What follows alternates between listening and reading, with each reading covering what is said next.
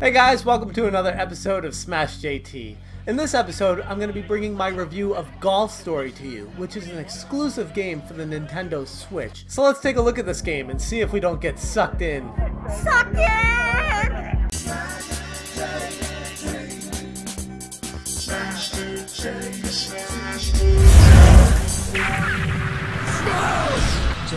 After I saw a preview for this game a few months back, I reached out to Sidebar Games to see if I could do a review for this game for them. They eventually got back to me and said they'd love me to do it. Was I still interested? And I was like, yeah? Golf Story is a take on the sport of golf, mixed with a lot of RPG elements. Similar in the vein of the Mario Golf for Game Boy Advance and its sequel for the 3DS, Golf Story takes you on an adventure through the life of a golfer trying to make it in the pros. So right off the bat while I was playing this game, I was expecting more of a golf simulation type of a game with RPG elements.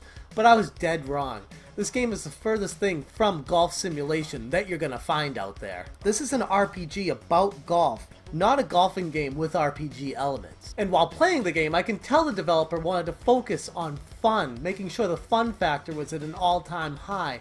Everything about this game is fun and variety and different things to do. Ironically, golfing is only a small part of what you'll be doing while playing the story mode of Golf Story. There are races, disc golf. I don't want to ruin the surprise of everything you'll be doing, but just suffice it to say, there's a lot more to this game than golf. Like racing around to do different things, and also playing disc golf. And I wanted to bring up disc golf in this review because it was very confusing to me on how to control it. And at first I didn't like it because I had no idea what I was doing. There's very little direction in the game on how to actually control it. But once I actually got that down pat and understood how to control the disc while throwing it, it's actually a lot of fun, and I actually preferred playing the disc golf to the actual golf game itself. And as a side note tip for those of you guys who end up playing this game, if you want to control the disc after throwing it, just press left and right on the analog stick. Don't try to control it with the whole analog stick because it will just go in circles. First thing I want to talk about is the things I didn't like so much about this game. One, for a golf game,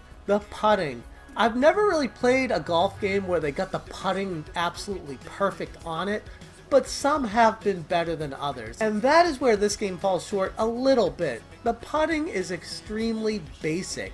There's not going to be any hills on the green or anything like that. There's no arrows to direct you on what to do.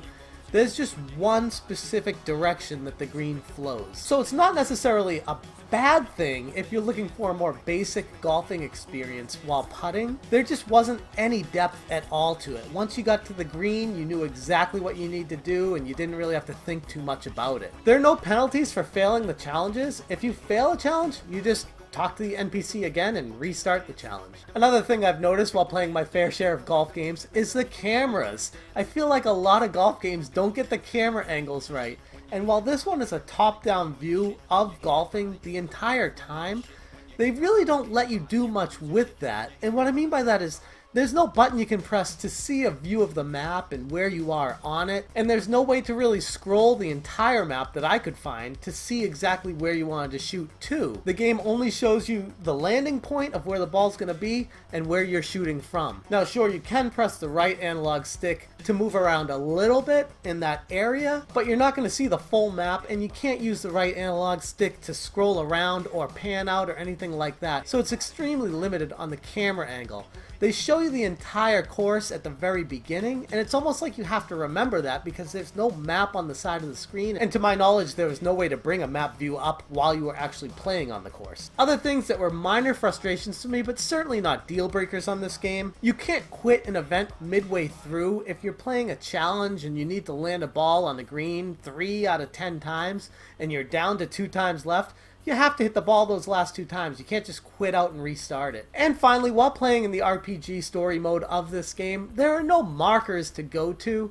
You just get small notes, and if the note isn't specific enough, you actually may get stuck because you don't know where to go, and there's no way to bring up a go here on the map and this is what you have to do next. So it will take some old school RPG exploring if you're not sure what to do next or where to go. The actual golfing in this game is few and far between while playing the story mode, which isn't necessarily a bad thing because the game really switches it up quite a bit with a ton of different things you can do while leveling your character up and progressing throughout the game. When you're playing the golf mode itself, It's extremely easy. Oftentimes, I had rounds of 9 holes where I'd have 4 or 5 under par my first time playing through it. So it's not necessarily a challenging game if you're familiar with video game golf. But even if you're familiar with golf video games, there's so much in this game that switches it up. There are moles, there are birds, there are crocodiles, things on a course that are not a part of any other golf game I've ever played before, and it really makes you rethink how you're going to play a specific hole. I could tell while playing this game the developers focused on the fun factor, not the stress factor. It's not a simulation whatsoever. This is a video game golf game. It has jokes, it has funny things that happen throughout it, it has skeletons that rise from the dead, it has things that do not belong in a golf game. And while the courses are very prototypical for a video game, you know, they got their desert course, their winter course, their sky course, and their earth course, they're extremely imaginative for what's in them. And to my knowledge, this is the best use of the HD Rumble on the Switch that I've encountered so far. It really brings the conversations to life when you're talking to NPCs throughout the game, and how a conversation goes will determine how the vibration on the controller reacts. The music for this game was absolutely incredible, and for being an indie game, that kinda took me by surprise. The tracks perfectly matched the scenery to a T. So with all that being said, what are my final thoughts on it?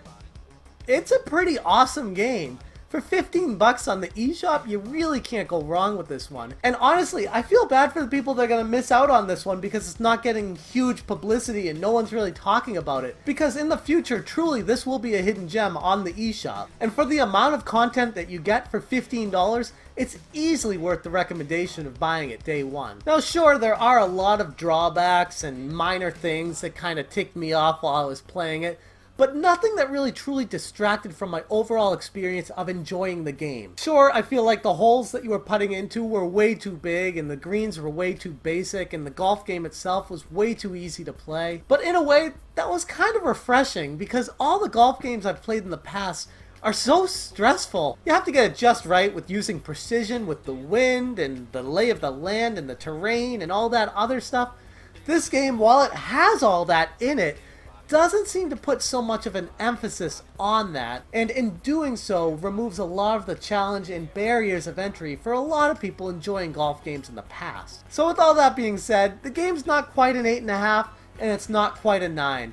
So overall, I'm going to go with an 8.75 out of 10. I would have liked a little bit more of a challenge to it, but at the same time, the RPG elements in the game and leveling up your character and the different challenges that you'll face and the crazy amount of variety in this game and what you can actually do with it is almost obscene for an indie game priced at $15. So I guess my score doesn't really even matter because I'm saying it's worth the price of $15 if you enjoy playing golf video games. Just remember, if you're looking for a hardcore golf simulation game, this is definitely not it. But you're still gonna have a lot of fun with it. Anyways, that's all I got for you guys today. Let me know down in the comments section below if you plan on picking this game up and what you think about it if you do. Thanks so much for watching. Have a good one.